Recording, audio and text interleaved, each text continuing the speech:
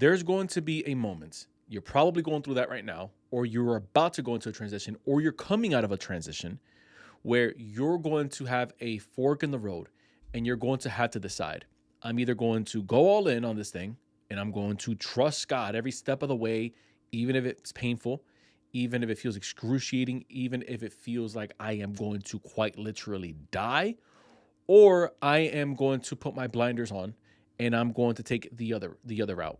And I'm going to take maybe the path that feels more pleasant to me, or I'm going to take the path where I feel safer off of just what I can do with my own business, my own strength, my own skill sets.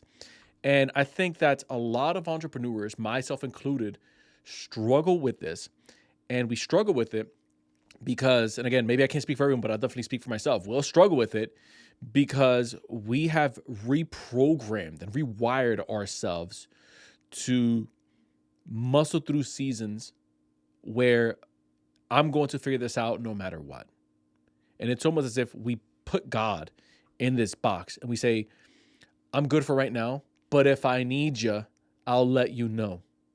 Or you maybe are on the other side of the spectrum, and I've been there too, believe me, where, hey, I haven't spoken to God in a long time because I've been busy doing this thing, I've been successful, but then all of a sudden you start failing, but then now you feel like a hypocrite where, well, I didn't go to God when I was building this thing out and I was succeeding, so I'm definitely not going to go to God when I am failing at this thing, or now when I'm just getting smoked and I don't know how the business is going to survive. So let me continue to, again, you're reinforcing that behavior.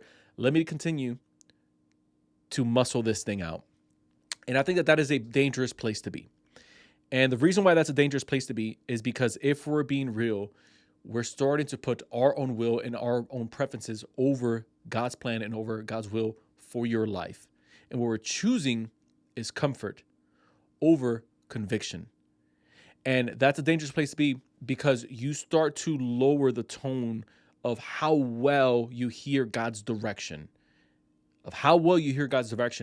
because you're not reinforcing that, what we call that feedback loop. If we're using more of a psychology term, that feedback loop of, okay, I think this is the direction that God wants for me. Let me go. Bang.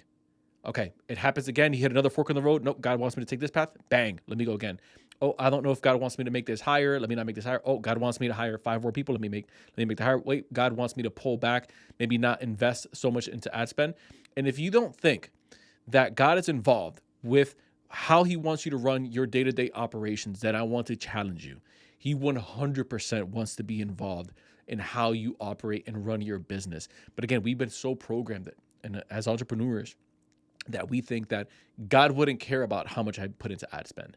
God wouldn't care about this next hire. Like, God has bigger things to worry about. Have you ever heard that? Like, God's fighting aliens. I think that's one of the dumbest things I've ever heard in my life. If you look throughout the Bible and if you see how detailed God is, he was as detailed as he says, I know, like the hairs on your head are numbered. Let's pull that back for a minute. The hairs on your head are numbered.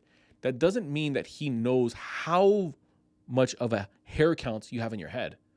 It says he knows how much you're going to have until the day that you're no longer on this earth. So that means that the last strand of hair that you're going to have, I already know what that number is, just to put that into context.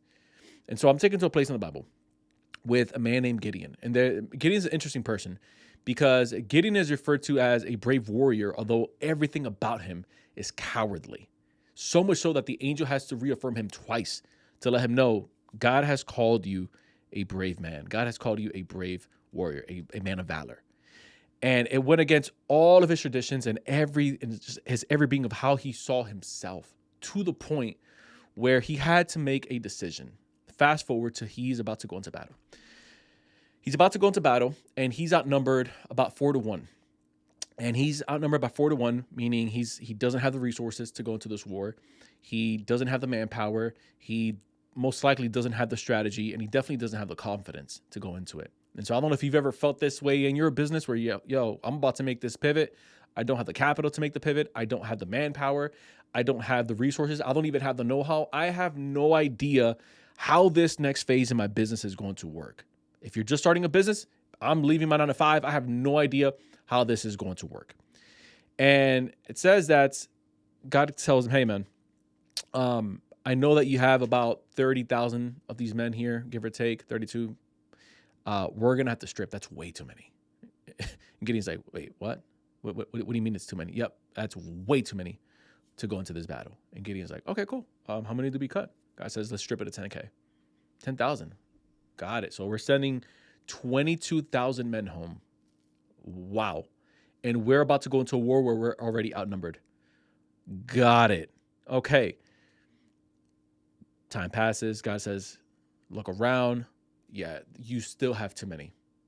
What do you mean we have too many? We went from 30, we went from 32 to 10K. Like, I stripped 22,000 men. Like, what do you want now? Yeah, we got to strip that again, bro. To what? And I think this is where the original 300 movie came out, but we're going to have to strip it to 300 Spartans, right? Doesn't actually say that, but that's just funny. And he ended up stripping it to 300 men to go into a war where he is outnumbered, a man who's constantly doubting himself, a man who, if it's not for God, we are about to get destroyed. So much so that if you look at Judges 6, it says that Gideon says that he comes from the weakest of the clan and he is the weakest of the bunch. So, like, put yourself in his shoes for a minute. Maybe you talk to yourself this way, this isn't good self-talk, by the way. Like, my family is the lowest of the lows and I'm the lowest of the lows. So I come from a low life generation and I am the biggest low life of this generation. That's a dangerous place to be as a person. So you're wondering, Irv, what does this have to do with my business? Let's bring it all together. You're probably in a season right now, or you've come out of a season, or you're about to go into another season where you're going to be met with the fork in the road. And the fork in the road is this. You can continue to make the decisions how you've been making them up to this point, out of a place of comfort, out of a place of familiarity, and out of your own will, and out of your own data, or you're going to have to learn how to rely on God when you feel outnumbered. You're going to have to rely on God when all the data says we are not going to make it through this next quarter. You're going to have to rely on God where it says, hey, man, like, we are about to go up into gorillas in our industry, and the people that we have here are not as skilled as the people that they got over there. And I am here to tell you that is a ride worth taking. By the way, that ride never stops. You just continue to exit one port into the other. You're going down that path. You get to the other destination. You repeat it again, and then you hit the second road, and then you hit the second fork in the road, and then the second fork in the road, and then another fork in the road, and that continues until you decide of one of two things: either, hey, I'm good with this God thing, I don't want to keep trusting Him, or this is what a real faith walk looks like. But at the end of the day, you have to make that decision. But I will say this. I'd rather, and this is just like my spin on what David says, I'd rather not have a business and be able to hear the voice of God clearly and know that I'm walking with God than have a business and not know what God's voice is in my life. And if you're not willing to make that trade, then I would highly recommend that you make a prayer. And the prayer has to be very simple. God, whether I have this business or not, I'm going to trust in you. God, whether I have the resources or not, I'm going to choose to trust in you. And God, even if you're stripping me from everything that I built up to this point and how I thought my life would look like up to this point, I'm going to continue to trust in you. You are my provider. You are my strength. And you are my strong tower. A very simple prayer.